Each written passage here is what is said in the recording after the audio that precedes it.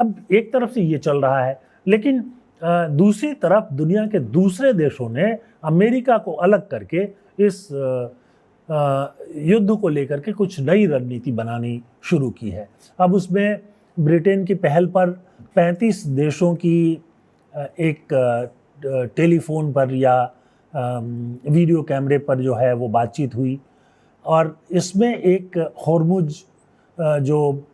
जलमार्ग है जिसको ईरान ने रोक रखा है, उसको खोलने के लिए बातचीत की गई। अब इसमें ये मुख्य रूप से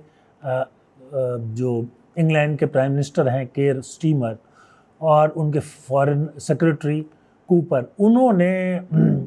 ये जो बातचीत का सिलसिला है वो शुरू किया। इसमें अमेरिका को शामिल नहीं किया गया, और जो देश शामिल थे उसमें France, Germany, Italy, Japan, Netherlands, UAE, Bahrain, Nigeria, Australia, South Korea, बहुत सारे देश जो हैं वो शामिल हुए। और अब इसमें उन्होंने ये कहा कि जो हॉर्मुज जलमार्ग की समस्या है उसको युद्ध से नहीं बल्कि डिप्लोमेटिक और पॉलिटिकल तरीके से हल किया जाए, यानी हथियार और सेना का उपयोग नहीं किया जाए बल्कि राजनीतिक तौर पर उनसे बातचीत की जाए। ईरान पर प्रेशर डालने की, यानी दबाव डालने की बात भी की गई कि वो हॉर्मुज को दोबारा खोलने की जो पहल हो रही है उसमें साथ दे, और जो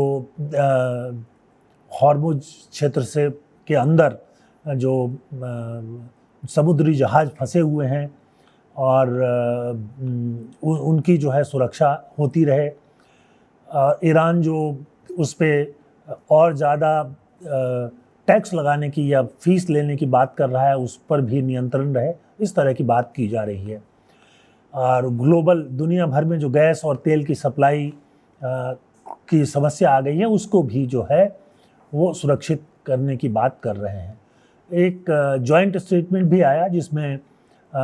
इसमें ये कहा गया कि ग्लोबल इकोनॉमिक होस्टेज